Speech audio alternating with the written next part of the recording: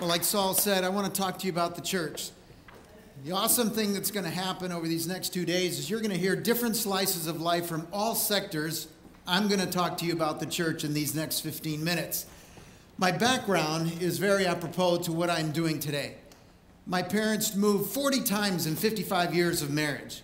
Lived in 7 countries, was born in El Salvador. One of the most consistent things throughout my life, though, was the value and the presence of the faith community, the church, in my life. I remember being part of churches that were so poor as dirt floor, tin roofs. When it would rain, you couldn't hear anything because of the noise of the rain on the tin roofs. My parents, when we moved from country to country, they would always seem to go to the worst places, find a church there, and add value. So that's the kind of environment that I grew up in, moving all over the place. I remember when my dad was incorrectly incarcerated by Manuel Noriega in Panama. It was the church that came around us and helped our family go through that. When we went through the earthquake there in Managua, Nicaragua in '72, you remember that earthquake?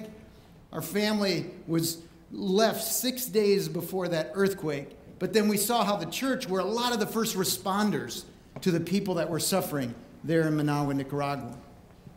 And then later on, fast forward through my life, another thing that was really big in my life was athletics. I'll never forget, I can close my eyes and I can see it on this soccer field in Bolivia when I started running and the other kids were running too. And that was the first time I noticed I was a little bit faster than the other kids. And then a little bit later, I thought, wouldn't it be awesome if someday I could go to the Olympics? So then started a quest of 16 years of training. And in 1988, that dream did come true. I was able to compete in the Olympic Games in Seoul, South Korea, for the country of my birth, El Salvador, in the decathlon. And placed 26 there, had an enormously wonderful experience of a lifetime, but I had a greater experience with the church. Again, the church, I just couldn't get away from it. I had the opportunity to visit the world's largest church. If you can believe this, at that time, they had 500,000 people attending this church. And I said, no, that's a denomination. I want to go to this church. No, so that's the church. 500,000 people go there. So I said, I got to go to this place. So I went in one of the breaks, went to this church, found out they had 7 services on Sunday, from sunup to sundown, and then they telecasted their services to like 20 other sites all around Seoul, South Korea. It's amazing. That was incredible. Then I went to a little seminar the church held afterwards, and I heard about the church movement in South Korea. My father fought in the Korean War, had not been there since the Korean War. He was there at the Olympics as well, went to this church, and it was an amazing thing because he remembers South Korea as a devastated, defeated, it was just ravaged by the effects of war. And here you have North Korea and South Korea starting out in the same place. And now today, what are the words that come to mind when you think North Korea? You think starvation, oppression, fear, those kinds of things. What are the words that you think of South Korea when you think of that country today? A contributor to the world, progress, capitalism, whatever. One of the most significant things, though, if you talk to the people in South Korea, they'll tell you one of the most significant things that helped their progress was the presence of a movement of thriving churches. Many of the world's largest churches are, in fact, in South Korea. They actually send missionaries to the United States, if you can believe that. So I heard about this church revolution in South Korea, and I saw the impact it had on a country. And in fact, at one point, they told me that the conversion rate in the church there in South Korea was greater than the birth rate in the hospitals. I thought, wow, it's an amazing thing when the church is working right, and it's a contributor to society. And I have a deep-seated calling in my life to help the church, do everything that I can do to help the church be a contributor to society, like the African-American church was in the civil rights movement of the 60s. That's the way it ought to be. And not like what the church has had, a very mixed history. Sometimes the church is not a contributor to society. Things like the Inquisition, a lot of other terrible things that the church has done. And I have this deep-seated sense that I want to do all that I can do to help the church be the contributor and not the detractor or destructive in society. So, right after the Olympics, I go to the Harvard Business School. So I go to athletics, I find God in church in the Olympics, then I go to the Harvard Business School. I'm going to be a business guy. And at the end of my first year, I had an article that was assigned to us. Peter Drucker wrote it. It was entitled, What companies could learn from not-for-profits. And in that article, Peter Drucker highlights the Girl Scouts and the Red Cross and a church called Willow Creek Community Church. Then I meet up with Professor of mine, Lynn Schlesinger, who's here today, and we have a discussion about this church that Peter Drucker highlighted in this article. And I said, I know a little bit about that church. So the conversation then led to Len asking the question, why don't you write a Harvard Business School case study on this church? Let's have companies learn from the things that are going on in this church. And I thought, wow, I thought the religion school was on the other side of the river. I said, I'll write the case study. So he and I wrote the case study, teacher's note. It became a part of the curriculum there. I met the leader of that church, Bill Hybels, and found out a lot of the innovations that church was doing were just an amazing thing. At that time, it was the largest church in the United States. About 20,000 people attended it. And I remember talking to him. I said, man, that's a little church. You should have seen the one I just saw in South Korea. 500,000. In 1992, this church started attracting a lot of attention of other churches around the country, wanting to find out what was Willow doing that was so distinctive. And so then they set up a not-for-profit organization in 1992 to train leaders. And then Bill gave me a call. I was working for Amico at the time. I went into his office and he put his fingers right on my chest right here. He said, oil, huh? Why don't you think about doing something really significant with your life and help the church work right? Join this little organization. There were 6 of us, little tiny fledgling not-for-profit. The first year we lost $250,000. Bill calls me into his office again and he says, I think we need to make a change in leadership. I think you need to be the president, and if you have another year like that, I'll shut it down. I thought, wow, okay. I'd never led anything in my life. I was scared to death. I'd just turned 30. I had no idea what this thing was. I had other people telling me, oh, Sonny, this association, it'll turn into a denomination. You wait and see. Felt no life in that. There were plenty of them. And when I counted, we had 250 member churches in the association. I counted them up, and we had over 50 denominations in this little association, none of them indicating interest to leave their denomination. But they were joining us in droves. And so we started holding conferences like this, is kind of how it started right here. The first conference actually had 26 people. But there was something real distinctive about the 26. And I remember at that time being so desperate, I started to pray, God, I have no idea what I'm doing. Please help me. And then a guy gave me a recommendation, which was a recommendation I follow to this day. He said, don't set your plans and ask God to bless them. Look around you where God is active and join him there. And of course he'll bless it because he's already there working. So I started to become a student of this little movement of churches and what was going on. I started to try to understand who they were, who God was bringing our way. And then I ran into a guy named Ev Rogers. Anyone ever heard of Ev Rogers? Wrote a book called Diffusion of Innovations. Changed my life. I said, I got to go meet this guy. He was a professor at the University of New Mexico in Albuquerque. I went and spent a day with him. And I said, there's something about this diffusion of innovations that's striking a chord with me. And then he came up to Chicago, spent another day with him, and he's the first guy that told me the association is a diffusion network. I said, wow, what's that? So let me tell you how change happens. Let me tell you how new ideas become normal in society. See, there's this group of 2%ers, and they're these innovators.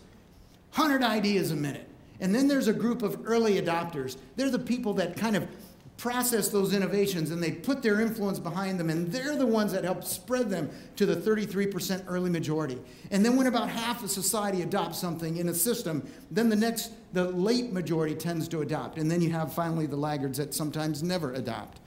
But the way you get to 70% adoption, the way a new idea becomes normal, is when a critical mass of these innovators and early adopters head in a certain direction. So I started to study these innovators and early adopters, and I found them to be in sync with the people that were coming to us at our conferences. And that's when the vision of what was going on, what God was doing, what I sensed, the action, what was going on. God was bringing to us the pioneers, the innovators of all these church systems, and now we have over 90 church systems that are represented in our membership of 8,000 churches from 35 countries. And then I began to see if these innovators prevail and they head the church in a good direction, the church becomes a contributor. If these innovators are awful leaders, if they don't innovate and push for the right kind of progress, the church goes into a ditch. in many places around the world. And so our ministry, our calling began to how can we invest in these innovators, in these early adopters, so they can set the pace for the rest of the churches in their system. And now with over 90 denominations in the system, I'll have church leaders come and they say, well, you know, we're this kind of a denomination, but just barely, because we're pioneering some new things and it's ruffling some feathers. And I'm saying, don't leave. Stay in your system. We'll feed into you, but you got to feed into that system. Don't lose your influence. And so we created an event called the Leadership Summit, and we kind of did the reversal, where Len said, let's have the business school learn from the church. We did a reversal. Let's have the church learn from every sector in life, including business, to learn best practice principles so that the church can thrive and prevail. So we started in 1995. Had about a couple thousand there. I think, Len, you actually came that second year and joined us. And it's been an incredible ride. This year, we're going to have about 160,000 people at the Leadership Summit, because it started selling out within a year in advance. Within 3 years of doing it in 1998, it started selling out. And so we said, well, let's telecast it. And one guy chuckled and said, well, that's never going to work. And then we said, well, it might. And so we innovated. We started telecasting it. Now we're in about 230 cities in the United States that simulcast it. And then people from around the world came and said, we got to take this stuff back home. So, well, we have time problems and language problems and culture problems and all of that. So don't worry about that. You give us the content, we'll run with it. So then they started translating it and then tape delay video casting those events. And this year we're going to be in about 280 cities with another 100,000 people experiencing the summit. We're going to be in 17 of the 50 most impoverished areas, where on the leadership speaker circuit, you're never going to find these countries like the Congo. Nobody cares about the Congo. They're not on anybody's speaker circuit lineup, but we're going to be there in multiple cities because there's such a dearth of what's available in terms of leadership there. And we're going to look at these churches and we're going to invest in their leadership. And here's what's been a very unforeseen consequence for us. Every time we create these venues around the world, and they get to hear people like Jim Collins and Michael Porter and Len and Gary Hamill and people like that, all of a sudden, people from the business community are coming. People from the government are coming. People from the education sector are coming. From the social sector are coming. And an unforeseen consequence has been unity. Because now all these people are congregated together, learning together. They may not agree on a whole bunch of stuff, but they can all agree that we all have to be better leaders. They can all agree that we can lead where we are, which is our theme every year. It's lead where you are. And so they can come together and find out, you know what, these people aren't as weird as I thought they were. Maybe I can work with them. Maybe we can come together and we can solve some of the greatest social ills of our time. Maybe we can come together and listen to people like Bono, who years ago we invited him to come in. And he came and he spoke to the church and he said, you in the church, many of you are getting it wrong. There is a HIV crisis going on in Africa and around the world. And the church ought to be the first responders, and you're not. And so Bono stood up there, and he chastised a lot of the church leaders that were there. I remember one church leader told me, when I walked in the session, I was wondering, why in the world do they have Bono at a church leader? This is ridiculous. He was offended that we had Bono there, and wondered if Bono was a person of faith. Or after the session, this leader came up to me and he said, you know, when I came into that session, I wondered if Bono was a person of faith. When I left the session, I wondered if I was a person of faith.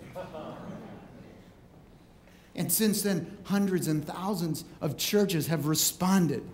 And Bono came back about 4 years later and he said, way to go. Way to go, church. Way to let go of some of the problems that you were having, and way to come in and solve some of these social problems. Be a part of the community that's going to solve these things instead of the part of the community that's judgmental and throwing rocks. Put your rocks down and let's start collaborating across all these sectors. And he came and he blessed the crowd. And so when I meet a group of people like this, I get all fired up because you're from all walks of life, different faith communities, different sectors, but you're all coming together to say what you're going to hear Len say later on. Like, let's get in the game. Let's don't sit on the sidelines anymore. Do what we can. Be like the young girl that came in as a high school student, came to one of our leadership summits. As a high school student, saw and got inspired by what she saw at the summit and said, you know what, I want to make my contribution in life. And later on, this little girl grows up, Jessica Jackley, ends up founding Kiva. Ever heard of Kiva? Yeah. So every time a seat is filled with someone who's going to get inspired to make their contribution, think of the effects of the downstream effects of what's going to happen.